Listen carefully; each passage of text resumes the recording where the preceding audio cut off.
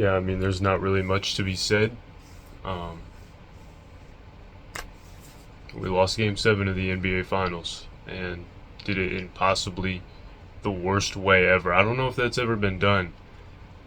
Game 7 of the NBA Finals, your star player, your best player, the guy that has led you on multiple improbable comebacks, and he looks like he's ready for an all-time performance. I mean, watching him when he was shooting those threes, the certainty that I had that they were going in was something that I hadn't felt from Tyrese Halliburton in a long time. And then he goes down with a season-ending injury in the last game of the year. I don't know if that's ever happened before. I can't remember, but I could just be not remembering. I mean, congrats to OKC. They did their thing. They won. And, I can sit here and say, oh, they almost lost to the Pacers without Tyrese. Oh, Lou Dort grabbed and held and fouled and they didn't call anything. And Alex Caruso's a cornball who's bald and also grabbed and held and they didn't call anything. And Shea tries to act cool and he tries to have this mysterious... He's like the NBA's version of Playboy Cardi. He's going to be 35 years old still trying to act cool and mysterious. I can talk about Chet Holmgren being Chet Holmgren. But at the end of the day, talking about that, and I can talk about the refs, and I can talk about Scott Foster and all that, but what does that do? It doesn't change who won. It doesn't change where the trophy's going. It didn't change when the Malice at the Palace happened. It didn't change when Oladipo got hurt.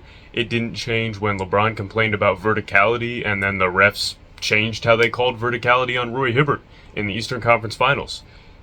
It doesn't change what happened to Danny Granger. It doesn't change what happened to Clark Kellogg.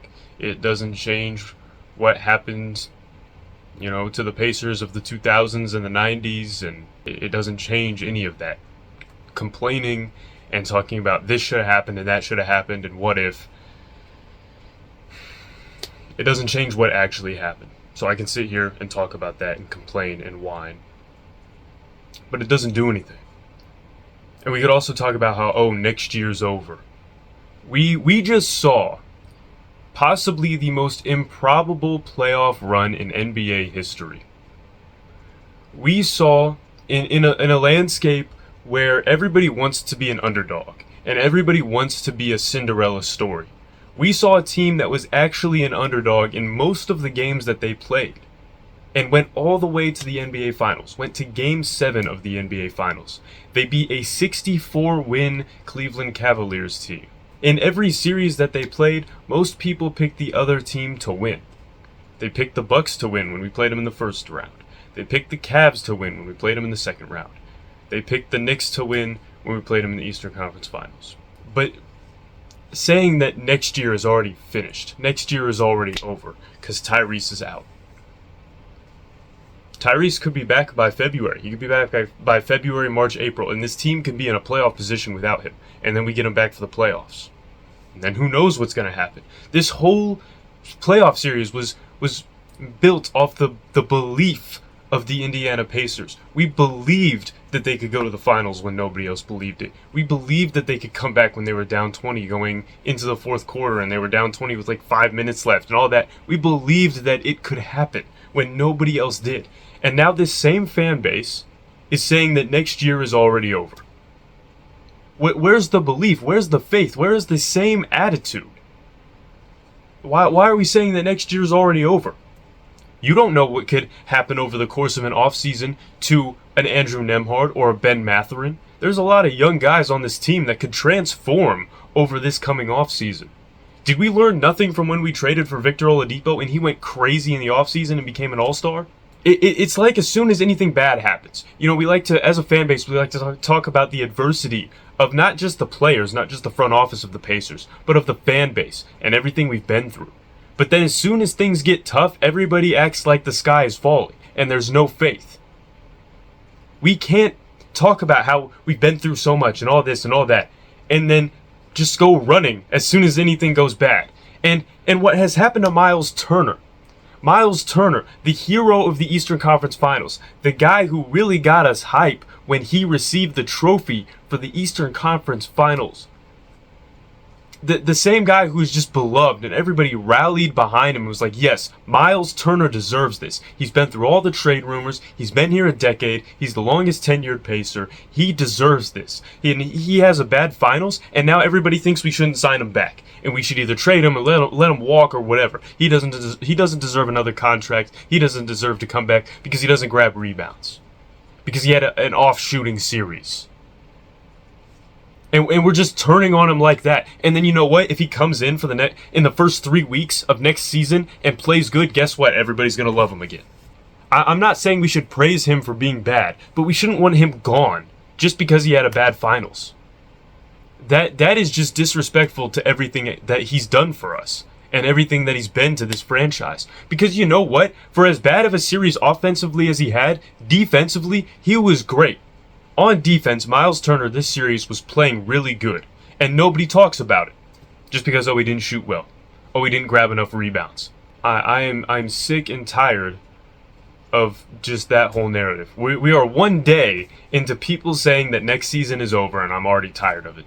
But yeah, I'm ready. I'm already ready for next year. Let's get it. October cannot come fast enough. I am ready to get into next year. Because I want to see how these guys respond.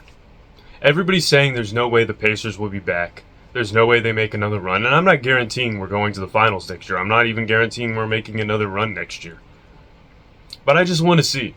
Because everybody's saying that we can't go back to the finals. Just like how last year when we made it to the Eastern Conference Finals, it was, you won't be back. This was a fluke run. And then this year, we beat the Knicks in the Eastern Conference Finals. You're not gonna make it very long in the finals. It's gonna be a 4 or 5 game series, and then it goes to 7. And so now we're hearing you're not gonna go back to the finals. Just like how we heard you're not gonna beat the Knicks, you're not gonna beat the Cavs, you're not gonna beat the Bucks, and then last year you're not gonna beat the Bucks, you're not gonna beat the Knicks. At every single turn, this Pacers team has been doubted every single series. They have been an underdog every single time. So I just want to see, can we do it again? Can we overcome the odds that people are setting for us once again for a 3rd year in a row? And can we make the finals? And you know what? I hope that we see the Thunder again. I'm not like, let's avoid the Thunder. Let's try to get an easy ring. No, I want to go back to the finals next year, and I want to play the Thunder. I'm not even saying we would beat them again. I just want to see. If Tyrese Halliburton doesn't get hurt in Game 7, how does it play out? Because it's not certain that we would have won. Tyrese could have gone cold, whatever. We still could have lost. But I want to see what would happen. I hate what ifs. So I just want to see if Tyrese is healthy, everybody's healthy, everything is exactly how it was, just no Tyrese injury, how does it go? Because I think if we play them again in the finals, it's going to go to 6 or 7 games again. So I just want to see what would happen. But, I see people, just like when we beat the Bucks and the Cavs and the Knicks, there were people that were Bucks, Cavs, Knicks fans saying that they were done watching basketball. And I'm seeing the same thing from Pacers fans now. I'm seeing a bunch of people saying, this sport isn't for me. I'm going to stop watching. I understand it's a tough loss. You don't see the tears coming down my face, but obviously it sucks. I'm sad. I'm going to be upset about this for a long time. But if you watch this and your takeaway isn't, I want to support this team till the day I die, what is wrong with you?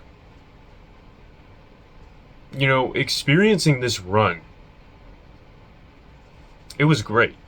As someone who growing up had to deal with bandwagon Warriors fans in school, asking you why would you be a fan of the Pacers.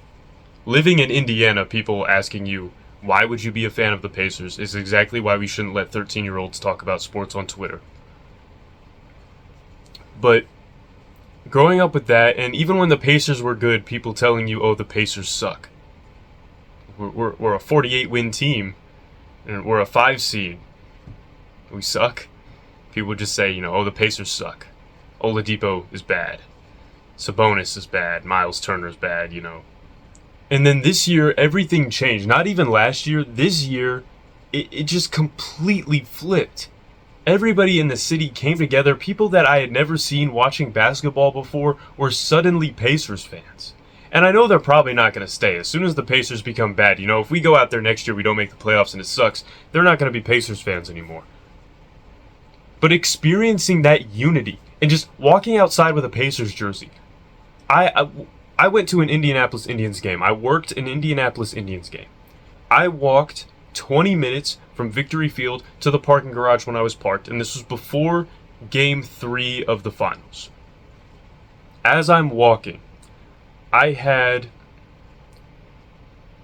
6 people, 2 girls working a stand. I don't know what they were selling. They didn't even tell me what they were selling. They didn't try to sell anything to me. They just said, "Go Pacers." So I had 6 people, 6 random people, 2 girls that were working some type of stand, and 3 homeless people say, "Go Pacers," in that 20-minute walk. When I was at the gas station, not even in Indianapolis, after work, I was filling up at the gas station. I had a Pacers jersey on, and there was a random guy hopped out of his car and said, "Pacers in 6." I was like, "Oh yeah, Pacers in 6." When I was at work, because I work at a school, before school ended, when I was at work, the receptionist, the people that I worked with, the students, everybody, because I'm known as the Pacers guy. Everybody would come up and talk to me about the Pacers, and they would talk to me about the games. Like, did you see that game winner Tyrese Halliburton made? Or how did we lose last night? Just constantly everybody talking for 2 straight months, being just high on life because of the Indiana Pacers. The air was fresher, the days were better, the sun was brighter, like everything was just better. And everybody was together and everybody was happy. If you don't want to experience that again just because we lost in the finals, what is wrong with you? Not even from a basketball perspective. This loss makes me... I am going to wear Pacers stuff tomorrow just so that everybody knows, yes, I'm a Pacers fan. We lost last night in Game 7 of the NBA Finals, and I am a Pacers fan. And I am still here. And I'm still going to be here for the rest of my life. This isn't the Cleveland Cavaliers, where when LeBron leaves, people stop watching. This isn't the Oklahoma City Thunder, where they have one bad year and all of a sudden it's the Dark Ages. This isn't that. This is the Indiana Pacers, the basketball team in the basketball state. The one team that can bring Purdue and IU fans together to root for the same team. Something like this type of loss, it only makes when we finally get there, because we're going to get there. Maybe not in my lifetime, but we're going to get there. When the Pacers finally win an NBA championship, the feeling of it, I don't think there will ever be anything like it in sports.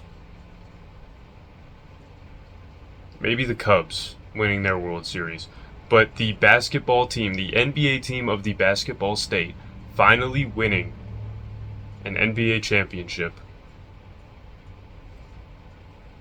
I don't think there's going to be anything like it. And I want to be there when it happens. I want to be right downtown, right in the center of where it's going to happen.